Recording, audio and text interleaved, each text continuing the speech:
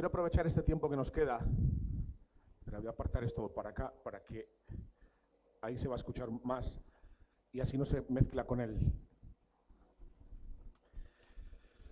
Como decía, quiero aprovechar este tiempo que nos queda para compartiros,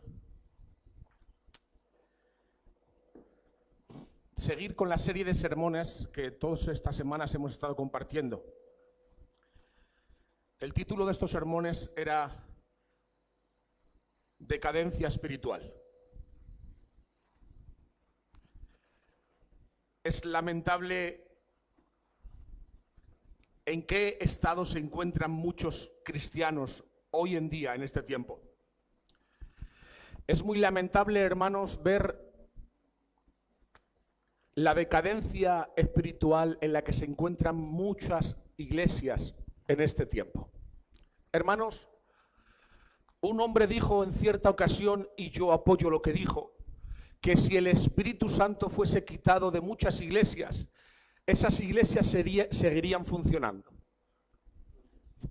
Porque se han convertido en círculos sociales donde la gente va a relacionarse y a interactuar, pero no van a congregarse en el nombre de Jesús. Hay iglesias que han perdido la esencia realmente que unía a la iglesia, que era Cristo. Amén.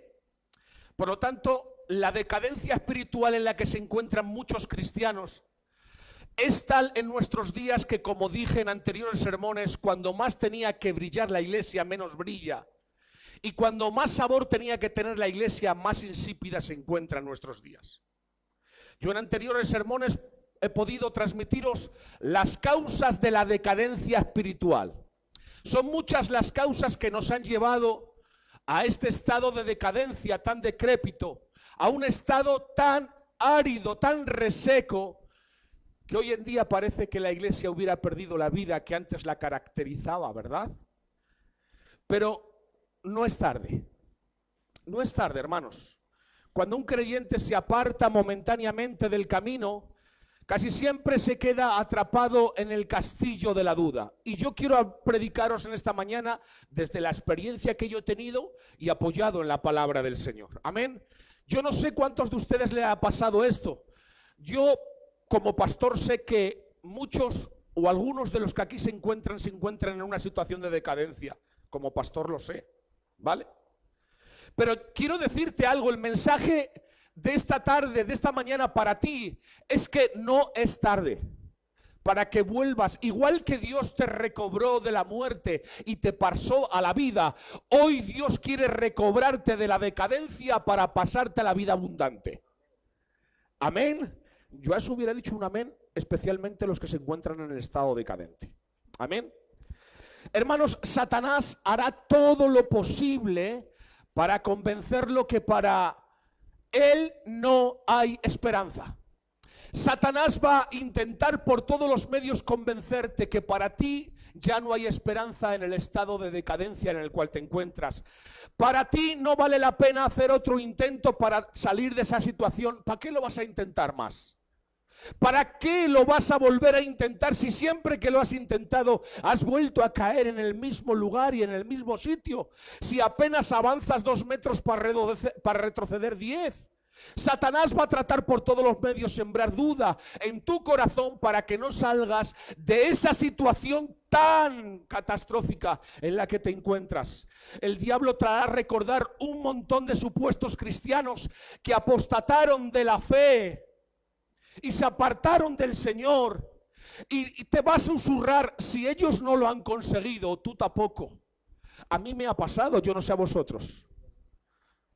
A mí me ha pasado que en algún momento de decadencia espiritual Satanás me ha recordado de muchos cristianos supuestos, digo supuestos, porque estaban con nosotros pero no eran de nosotros, dice el apóstol Juan. Amén. Salieron para que se demostrara que no todos los que están son.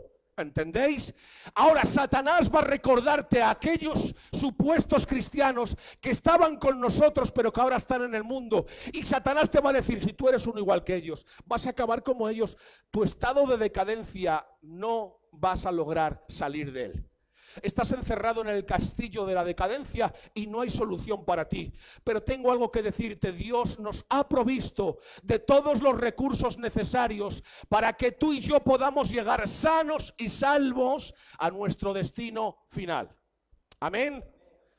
Rafa, ¿me podrías dar un pelín más de volumen? Es que yo no me escucho. ¿Vale? Vosotros me escucháis bien, ¿no?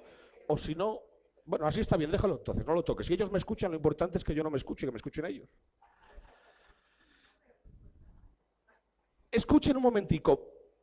Tengo algo que decirte. Dios nos ha provisto de todos los recursos necesarios que tú y yo podamos, para que tú y yo podamos llegar a la tierra prometida, que es el cielo.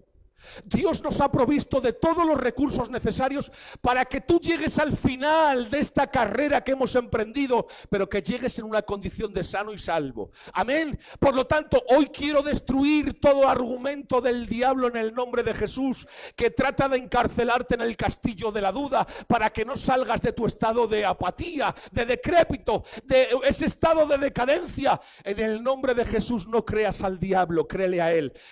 Máximamente porque dice la Biblia que él es padre de mentira. ¿Por qué creerle? Amén.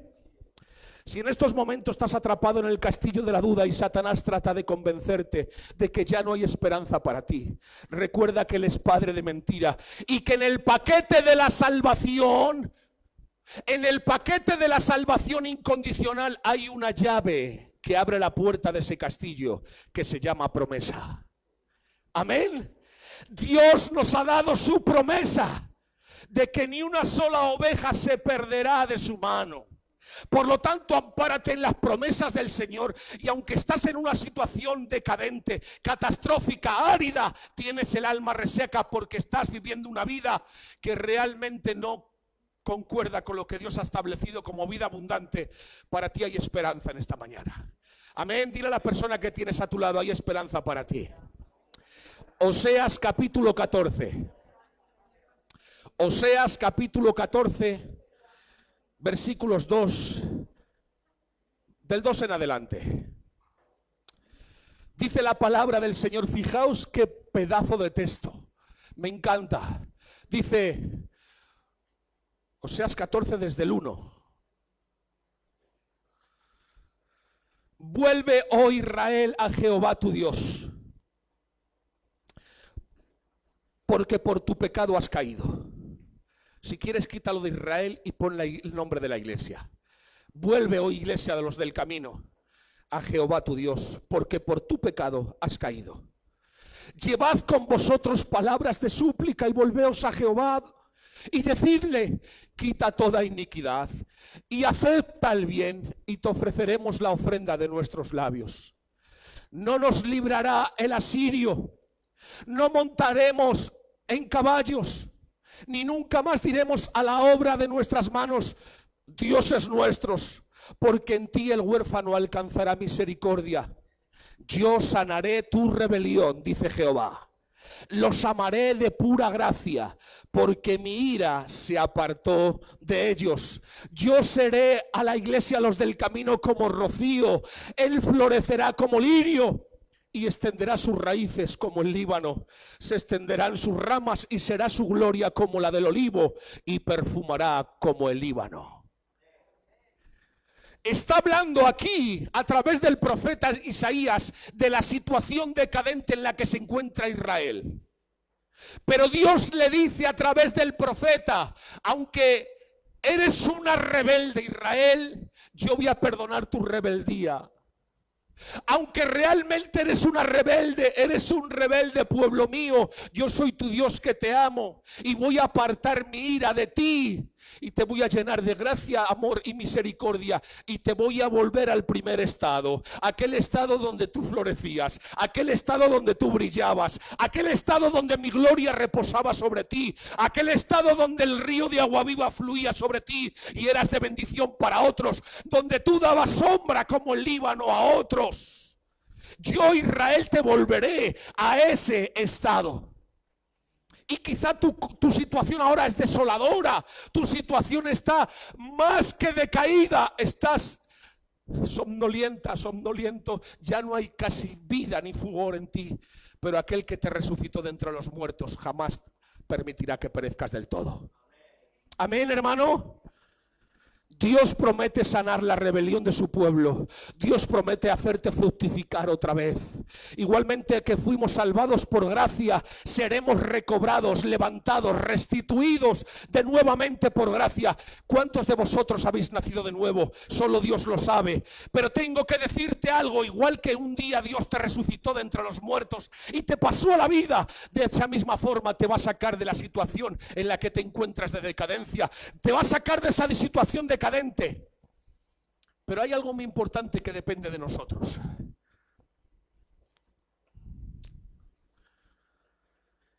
Y hay una parte importante que nosotros debemos de hacer.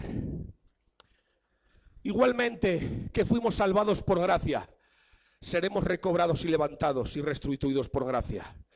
Yo sanaré su rebelión, los amaré de pura gracia. Yo les haré volver a fructificar otra vez. Yo hoy quiero en este último sermón, que no sé si me dará tiempo a acabarle, pero es el último porque ya no voy a escribir más de esto. Ya me he llegado hasta, he notado que he llegado al final de este sermón, aunque lo compartan 2 veces, ¿vale? De esta serie de decadencia espiritual. Pero yo quiero en este último sermón sobre el cristiano que está atravesando un periodo de decadencia, poder mostraros las herramientas necesarias para salir del estado de decadencia en el que te encuentras. Mira, sé honesto, sé honesta en esta hora, por favor. Mira tu vida, pero no te compares conmigo, porque entonces vas a estar igual, porque yo soy igual o peor que tú. No te compares con la iglesia, compárate con Cristo, por favor.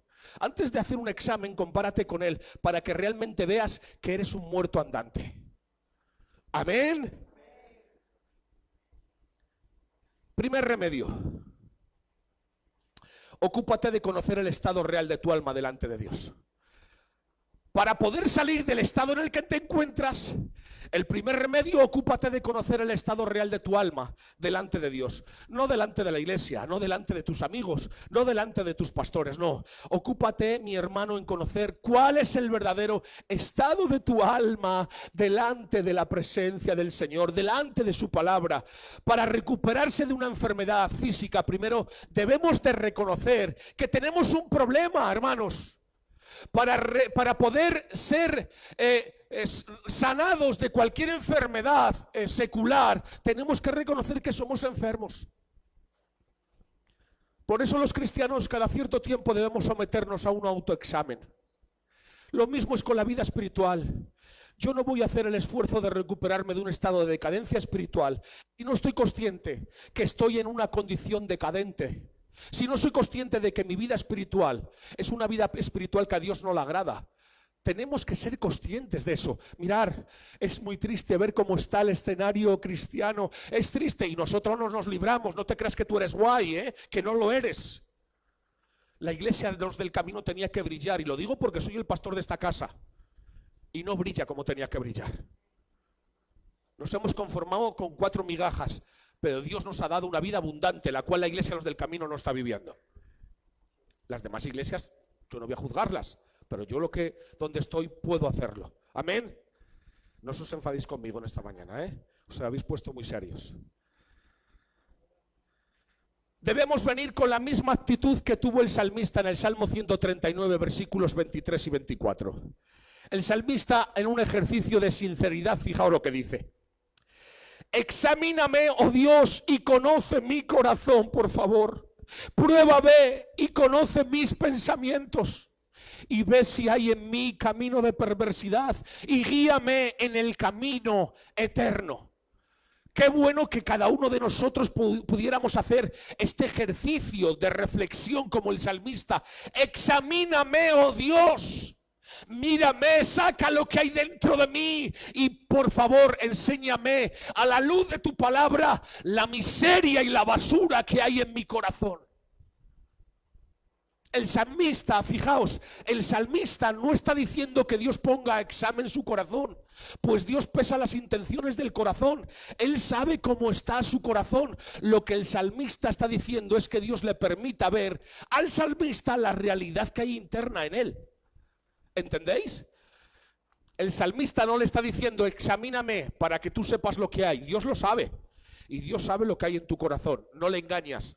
Aunque a mí me lo trates de ocultar, a Dios no le engañas. Dios sabe lo que hay en tu corazón. Lo que el salmista está diciendo, por favor, saca a la luz lo que hay en mi corazón para que pueda ver la realidad de mi miseria. Porque hay a veces que no somos conscientes de lo que hay en nuestro corazón. Porque hay a veces que tenemos la mente entumecida, hermanos, y no podemos ver la realidad del estado espiritual en el que nos encontramos. Y te pregunto, ¿estás bien? Estoy gozando, estoy de gloria en gloria. ¿Qué gloria y qué gozando? ¿Por qué? Porque oras cuando te levantas según vas al trabajo. ¿Por qué? Porque haces 2 oraciones al día, una cuando te levantas, otra cuando te acuestas. ¿Por eso estás gozando? ¿Por eso esa es tu vida espiritual? ¿Esa es la salud de tu vida espiritual? Primera de Corintios capítulo 11, versículo 28 dice, por tanto, pruébese cada uno a sí mismo como así, y coma así del pan y beba de la copa. Hermanos, el apóstol Pablo está haciendo referencia a la mesa del Señor, pero nos viene bien para que podamos entender lo que es el autoexamen, ¿no?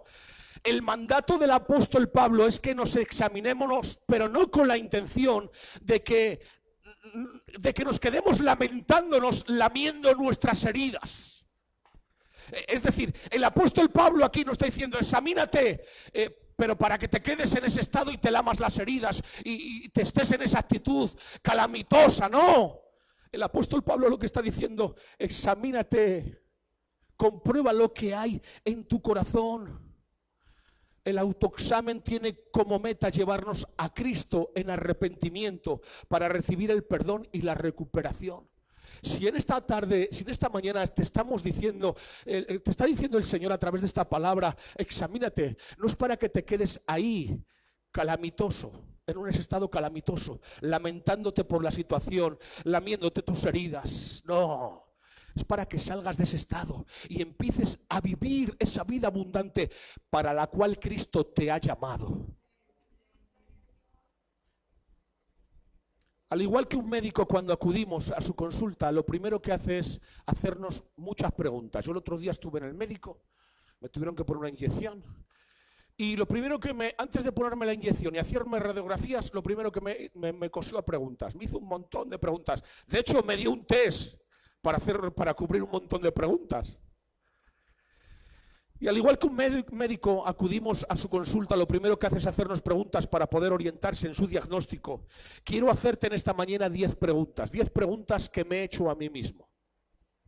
Miren, el problema que tenemos los pastores es que muchas veces nos enfocamos tanto en la obra del Señor que descuidamos nuestra vida espiritual y corremos el riesgo de desviarnos aun cuando tratamos de guiar a la iglesia. ¿Entienden? Por lo tanto, de vez en cuando tenemos que hacer un parón. Y en ese parón tenemos que hacernos preguntas a la luz de la palabra del Señor para comprobar si realmente estamos alineados. Porque muchas veces nuestra mente se queda en estado obtuso y creemos que estamos bien, pero estamos a años luz. Por eso tenemos que sacar la brújula de la palabra para ver si está al norte. ¿Entienden? Y asimismo yo me he hecho varias preguntas. Y quiero trasladártelas a ti, estas preguntas. 10 preguntas. Y luego hablaremos un poco, no me va a dar tiempo a hablar de las 10 preguntas, pero de las que me dé tiempo, si son 2, 2, si son 3, 3, las que me dé tiempo y lo próximo para la semana que viene, porque si no Ruth ya me ha mirado de una manera rara. Primera pregunta. Para comprobar tu estado de salud, la primera pregunta que te tienes que hacer, ¿sientes todavía sed por Dios? ¿Sientes todavía sed por Dios? ¿Sabes qué significa eso? No es que un día te dé la vena sentimental y digas, uy, necesito hoy Dios, hoy a Dios. No. ¿Sientes sed de Dios? Como el ciervo brama por las corrientes de las aguas, así clama mi alma por ti, oh Dios. Eso dijo el salmista. ¿Habéis visto vosotros cuando un ciervo brama por la corriente de las aguas? Escucha el arroyo como cae el agua fresca, pero no puede acercarse porque sabe que está allí el león. Y está su sed que su lengua se le pega al paladar y empieza a bramar el ciervo. Así con esa necesidad. ¿Sientes esa necesidad tú de Dios? Ese es el primer síntoma de decadencia espiritual. Segunda pregunta. ¿Eres cada vez más gobernado por la palabra de Dios? ¿La palabra de Dios realmente está transformando y trastocando tu conducta, tu carácter? ¿Eres cada vez más gobernado por la palabra de Dios?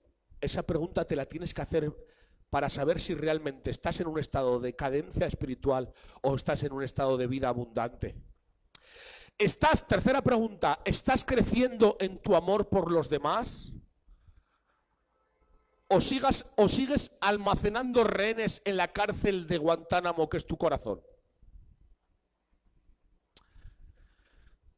Tercera pregunta, ¿estás creciendo en tu amor por los demás? Cuarta pregunta, ¿estás más sensible que antes a la presencia de Dios? ¿O tu corazón se ha vuelto insensible y ya no percibes su presencia en ningún sitio? Porque hay gente que viene a la iglesia para percibir la presencia del Señor, pero déjame decirte, yo os puedo decir que en base a mi experiencia cristiana, en los sitios más insólitos, he podido percibir la presencia del Señor. Amén, hermanos. Un síntoma de decadencia espiritual es cuando ya no sientes su presencia como antes. No estás sensible a su voz, no estás sensible a su ternura, no estás sensible a su presencia. Es más que evidente que estás en decadencia espiritual. Quinta pregunta. ¿Estás experimentando una medida creciente de preocupación por las necesidades espirituales y temporales de otros? ¿Estás experimentando una medida creciente de preocupación por las necesidades espirituales y temporales de otros? Esta pregunta me la he hecho yo como pastor para saber si realmente estoy implicándome en la labor pastoral. Son preguntas sencillas, pero que traen mucha revelación del estado en el que te encuentras. ¿Realmente estás experimentando una medida creciente de preocupación por las necesidades de los hermanos? Esa necesidad está aumentando en ti, porque aquel que vive una vida abundante cada vez siente más preocupación por los necesitados y la obra del Señor. Sexta pregunta. Esta pregunta es muy buena, porque ha empezado el hermano el culto con esto y me ha hecho recordar esta pregunta. ¿Te deleitas en la esposa de Cristo, que es su iglesia? ¿Te deleitas en la esposa de Cristo, que es su iglesia? Porque para muchos la iglesia es una carga, no es un deleite. Porque para muchos, y lo digo en la iglesia los del camino, para muchos de la iglesia los del camino, su compromiso con la iglesia identifica que la iglesia no es un deleite. Eso es decadencia espiritual. Cuando las necesidades de la iglesia no son tus necesidades, estás en decadencia espiritual. Eres una persona decadente espiritualmente. Séptima pregunta. ¿Son las disciplinas espirituales importantes para ti? ¿Sabéis lo que son las disciplinas espirituales? Debemos de disciplinarnos, autodisciplinarnos espiritualmente constantemente. Amén. Esas disciplinas que nos imponemos, como la lectura bíblica, como la oración, ¿son importantes para ti o quedan en un nivel secundario? Es decir, mañana oraré, pasado leeré.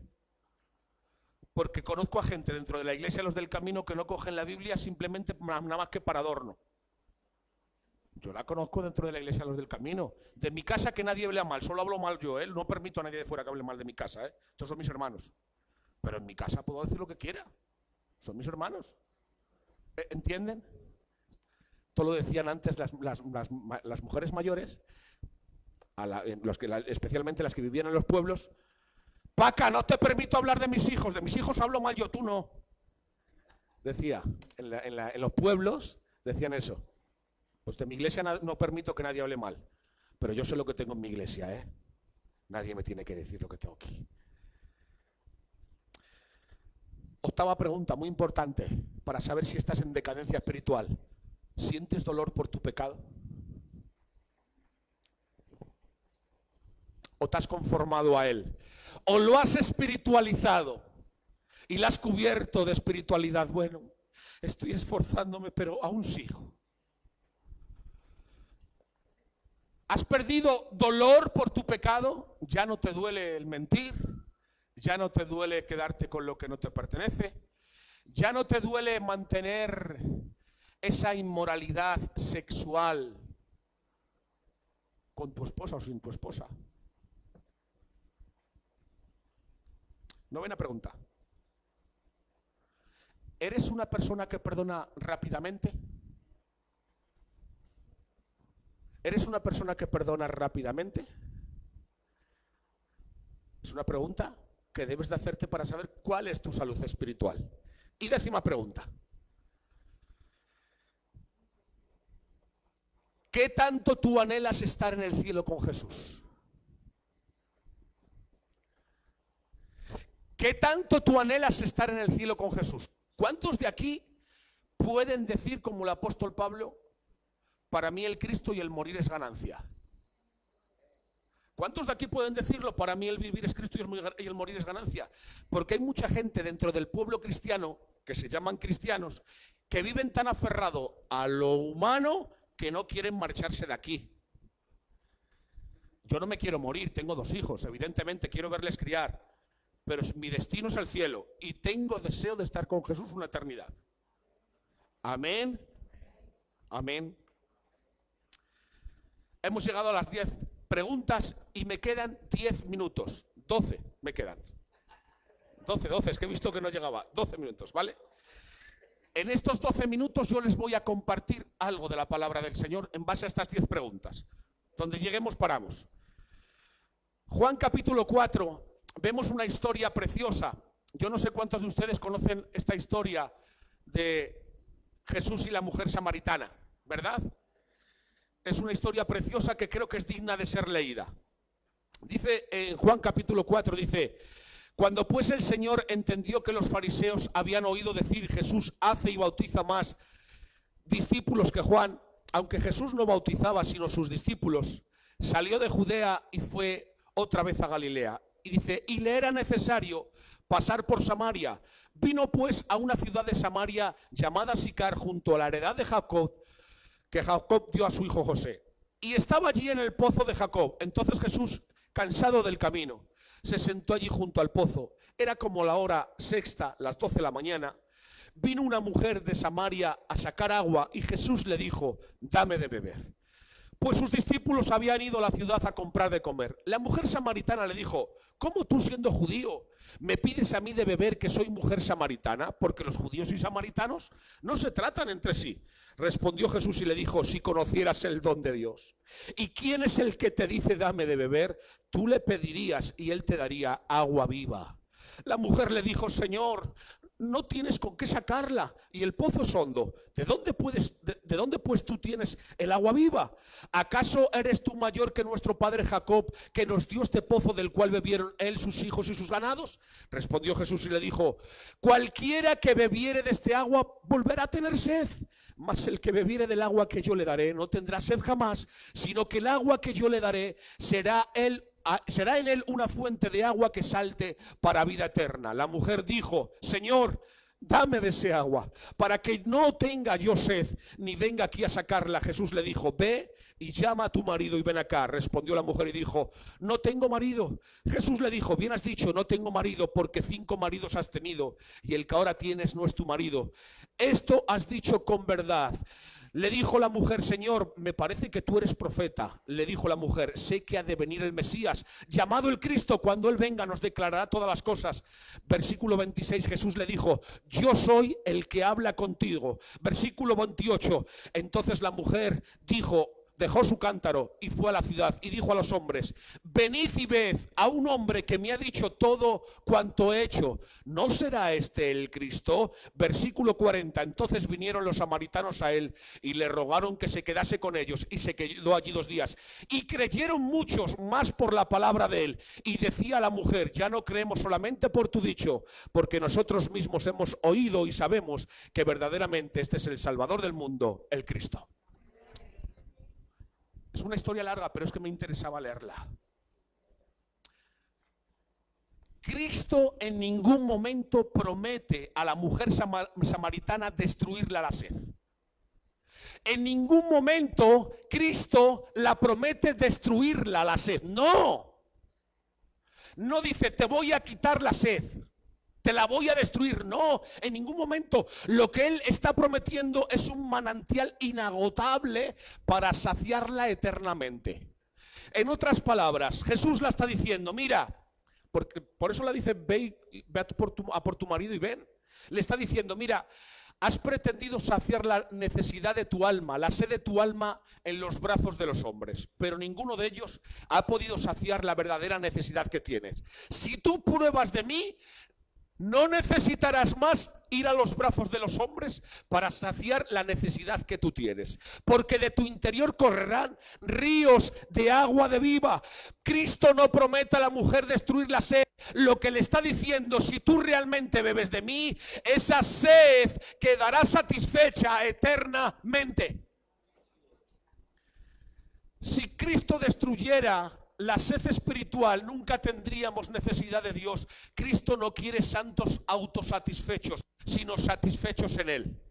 Porque hay gente que busca satisfacer su necesidad y se autosatisface él mismo con las cosas que hay en este mundo. Pero Cristo ha venido a calmar tu sed eternamente, probando del agua que salta para vida eterna. Amén. El problema de la decadencia espiritual en la que te encuentras es que has ido a diferentes brazos. Y no hablo de brazos físicos. Quizás has ido a los brazos del dinero, quizás has ido a los brazos del trabajo, o has ido a los brazos del adulterio, de la fornicación, de tantas cosas que hay en este mundo.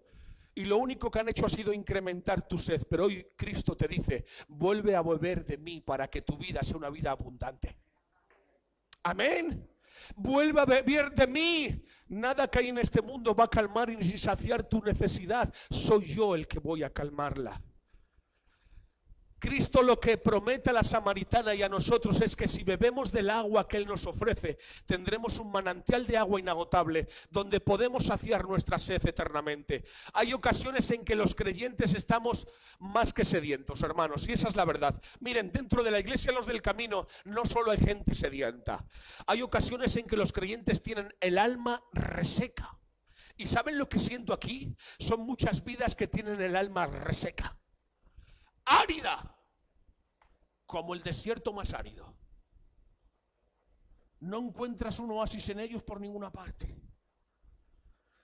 Y es posible que esto suceda porque estamos viviendo, o porque estamos bebiendo, perdón, de la fuente equivocada.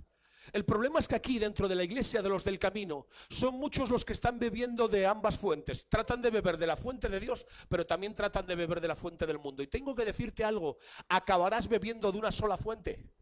Y lamentablemente acabarás bebiendo de la fuente del mundo y tu vida acabará reseca, árida. Tu alma acabará en un estado que parecerá una muerte andante, hermanos. Son muchos los que están bebiendo de ambas fuentes, pero la realidad es que terminarás bebiendo de la fuente de este mundo. Todos sabemos por experiencia que no todo lo que se bebe calma la sed. Yo no sé a ustedes, pero miren, yo cuando tengo sed y por ejemplo me ofrecen Coca-Cola fría, yo bebo Coca-Cola y a los 2 minutos, hermanos, tengo aún más sed. Me incrementa la sed. Ahora, la Coca-Cola tiene unos componentes que engañan unas sustancias que tenemos en el cerebro. ¿Entendéis? Llevan unos productos químicos para que nosotros tengamos la sensación de que calma nuestra sed. Así es el pecado con nosotros. Cuando tú vas a beber a la fuente del mundo, el diablo añade ciertas sustancias que parecen que momentáneamente te están calmando la sed. Es como los drogadictos cuando tienen el chute metido en la vena. En esos momentos todo es gloria, pero en el momento que pasa el efecto la necesidad es aún más fuerte y tienen que ir a por una dosis mayor, hasta tal punto que acaban con su vida por sobredosis. ¿Entendéis? Así son muchos los cristianos que han ido al mundo a tratar la sed que solamente Dios puede saciarles y calmarles. Mi pregunta es, ¿cuántos de aquí están absorbiendo de las dos fuentes? Y no me digas, yo no, yo solo de Cristo. Tus frutos, tu estado identifica que estás bebiendo de ambas fuentes. Así son muchos creyentes que han descuidado su comunión con Dios y ahora están tratando de calmar su necesidad en el manantial de este mundo, hermanos. Pero lo único que han conseguido es aumentar su sed y que su alma se agriete. Hay almas agrietadas, resecas. Jeremías capítulo 2, versículos del 11 en adelante dice: Fijaos lo que dice nuestro Dios a través del profeta Jeremías. Atentos a esto. Dice: ¿acaso alguna nación ha cambiado sus dioses? Oh, es muy fuerte esto. ¿Acaso alguna nación ha cambiado sus dioses? Aunque ellos no son dioses, sin embargo, mi pueblo ha trocado su gloria por lo que no aprovecha. Ha cambiado, ha trocado, dice aquí. Ha cambiado su gloria por lo que no aprovecha. Versículo 12. Espantaos cielos sobre esto, horrorizados. Desolaos en gran manera, dijo Jehová, porque dos males ha hecho mi pueblo. Me dejaron a mí fuente de agua viva y cavaron para sí cisternas. Cisternas rotas que no retienen agua. Oh, es para desgarrar el alma. Esto te desgarra el alma. Hoy quiero preguntarte, ¿cómo es posible que nos hayamos dejado seducir por las cisternas rotas de este mundo que no retienen agua? ¿Cómo es posible que la iglesia se haya dejado seducir por las cisternas rotas de este mundo que no retienen agua, hermanos? El dinero. ¿Cuántos cristianos se han dejado seducir por amontonar dineros, por tener más propiedades, y han dejado la obra del Señor a un lado, enfocándose únicamente en lo laboral, para conseguir que en un futuro, como si tuviesen la vida comprada, pudieran disfrutar de sus posesiones? Y tú no sabes cuándo te va a llegar la hora que el Señor te va a llamar. El placer. ¿Cuántos cristianos, hermanos, han ido a la cisterna rota del placer, creyendo que los placeres de este mundo pueden saciar sus necesidades? Son tantos los que han dejado la fuente de vida para ir a beber a la fuente del placer. La lujuria. ¿Cuántos cristianos han caído en la lujuria, hermanos? ¿Cuántos cristianos han caído en la lujuria, incluso dentro de sus propios matrimonios, permitiendo prácticas dentro de sus matrimonios aberrantes? Esto es para ti. El vicio. Hay cristianos que han recurrido a la cisterna del vicio, hermanos, al vicio de la pornografía, al vicio del alcohol. Sí, hay cristianos que han recurrido al vicio del alcohol en un momento dado. Han ido a cisternas rotas que no retienen agua. Por eso sus vidas están resecas, áridas. Yo no sé de ustedes cuántos han podido contemplar en alguna ocasión. Mire, a mí me ha tocado, aunque no ha sido algo agradable, pero a mí me ha tocado en algún momento sacar, después de años, familiares del nicho en el que se encontraban para trasladarlos a otra sepultura. Y tenía que estar un familiar presente en ese acto y he estado yo. Y he visto cómo ese familiar, pasado unos años, en el estado que se encontraba, ¿vale? El estado la verdad es que no se lo recomiendo ver a nadie, ¿vale? Quedan en un estado como momificados, hermanos, porque empiezan a perder el agua que tenemos en el cuerpo, empieza la piel a pegarse al hueso, ¿entendéis? Y quedan en un estado muy lamentables. Pero esto es el armazón, el alma está allá arriba. Amén. Así hay muchos cristianos. Así hay muchos. Son como cadáveres que han perdido la vida. El agua del espíritu ha ido perdiéndose y ahora se encuentran en ese estado tan calamitoso. El entretenimiento, hermanos. ¿Cuántos han ido a la cisterna rota del entretenimiento? Y han empezado a entretenerse con cosas que quizá no tengan por qué ser pecado, que lo decía el otro día en la prédica anterior. Por ejemplo, que no es pecado el fútbol, pero si el fútbol se convierte en ti en algo tan fundamental para perder una reunión de iglesia o un rato de oración, cuidado, hermanos, la PlayStation, ¿es algo malo jugar a la PlayStation? Bueno, dependiendo de qué videojuegos, pero bueno, es algo malo, pero si la PlayStation llega a interferir en tu matrimonio o en tu vida o en tu relación con el Señor, claro que es un pecado, es una cisterna rota que te va resecando espiritualmente y cuando te das cuenta eres un cadáver metido en un nicho. ¿Entendéis, hermanos? Por eso está tu vida en esta condición reseca, sin lustre, sin vigor, sin apariencia de vida? Porque el que bebiere del agua de este mundo volverá a tener aún más sed.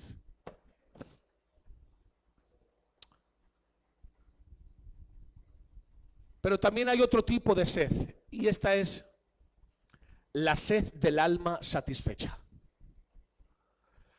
La sed, y aunque parezca irracional y paradójico, la sed del alma satisfecha. El alma satisfecha en Dios siente continuamente sed de Dios. El alma satisfecha en Dios siente continuamente sed de Dios. ¿Entienden? Por eso en el Salmo 34, versículo 8 dice: gustad y ved que es bueno Jehová, dichoso el hombre que confía en él. Aquel que ha gustado de Dios, aquel que ha gustado de su bondad, aquel que ha gustado de su amor, aquel que ha gustado de su ternura, aquel que ha gustado de sus abrazos, aquel que ha gustado de su compasión, de su consejo, es un alma que cada vez tiene más deseo de estar con él. Es un alma que cada vez tiene más necesidad de escuchar su palabra. Es un alma que tiene más necesidad de estar en comunión con él. ¿Entienden, hermanos? Hay una sed que viene de parte de Dios al cristiano.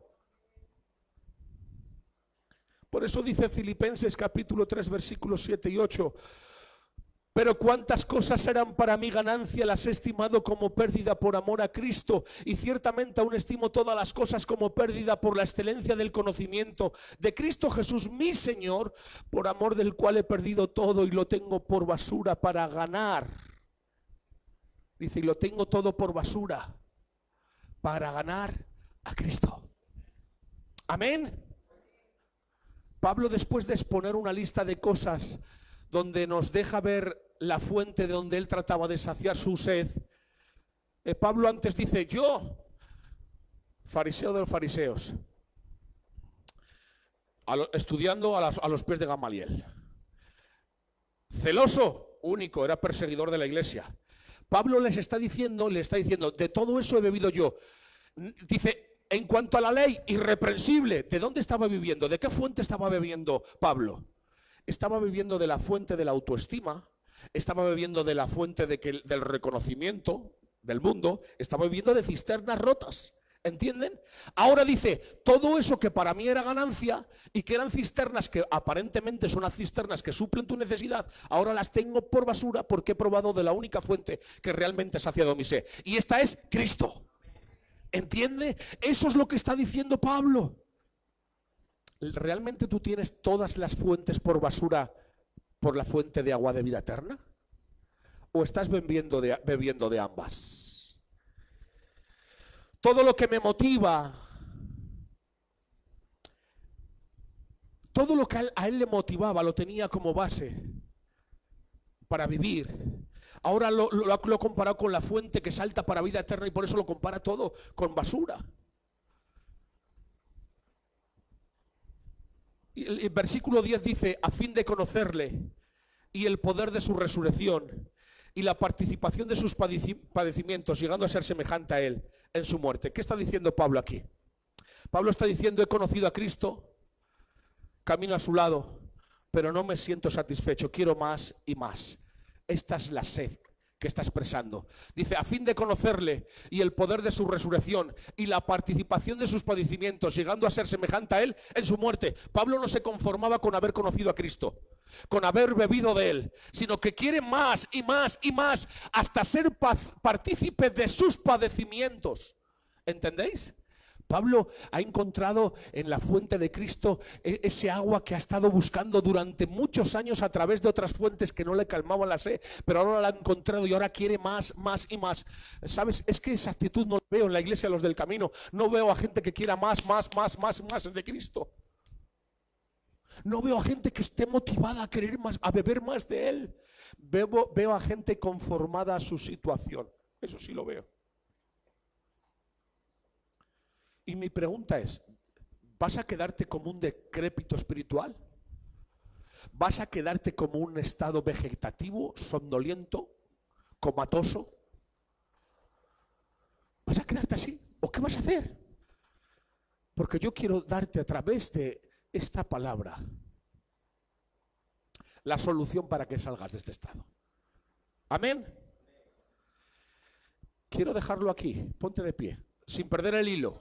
No pierdas el hilo. Ponte de pie. Voy a dejarlo aquí.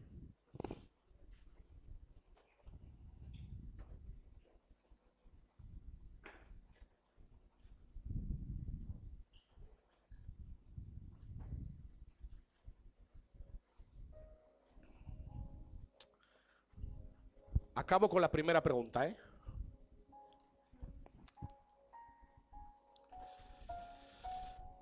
Sé sincero ahora. Por favor.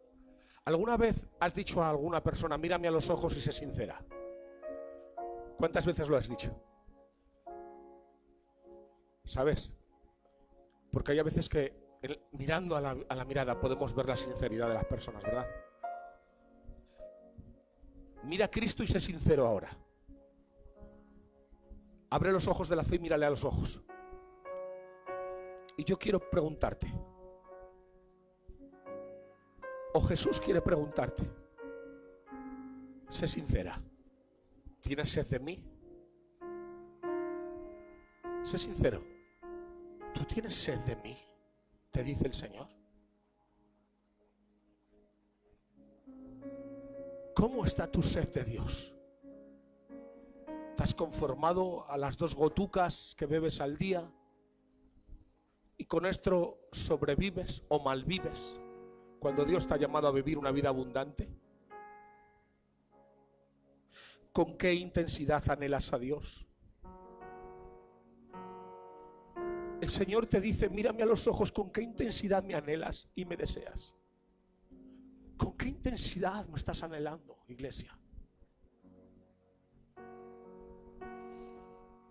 ¿Con qué intensidad anhelas al crucificado? Este es un buen indicativo para conocer el verdadero resultado de cómo se encuentra tu alma. Este es un buen indicativo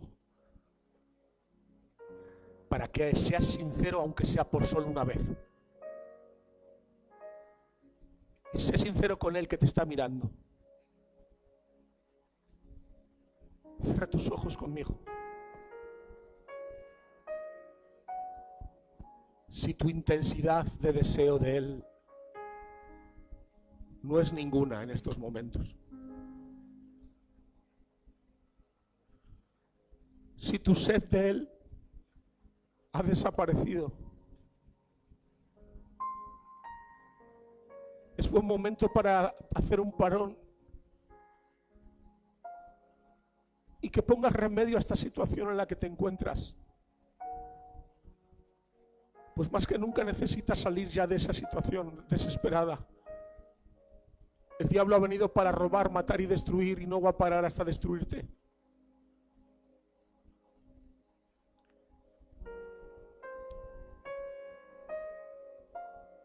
Deja esa situación en la que te encuentras, iglesia. Yo os puse en medio de Santander para que fuerais una luz, pero no cualquier luz. Yo os puse en medio de Santander para que fuerais sal, pero no cualquier sal. Yo os puse en medio de esta ciudad para que brillaseis con luz admirable. Yo os puse en medio de esta ciudad para que el sabor fuese la característica que os diferenciara de los demás. Yo os puse aquí para que vivieseis vidas abundantes, donde mi gloria se desbordase por todas las orillas de vuestras vidas. Y vives conformada, iglesia, y vives conformado tú, cabeza de familia, y vives conformada tú, mujer. Hoy es momento de que salgas de esa condición decadente espiritual y que vuelvas a la comunión, a los ríos de su amor. Hoy es momento de que vuelvas y de que saques fuerzas de flaqueza. ¿De qué te sirve las bendiciones que Dios te ha dado si has dejado su comunión?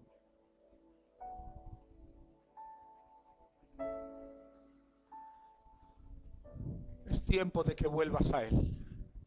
Es tiempo de que Él sea tu mayor deleite. Hoy es el tiempo. Hoy es el tiempo. Voy a rogar a 2 personas que hagan oración al Señor y acabamos. Pero por favor no te marches de este lugar sin ponerte a cuentas con Dios. Voy a rogar al pastor Miguel que haga una oración y luego a usted, joven, a usted, que haga otra oración. Amén. Pastor Miguel, oremos.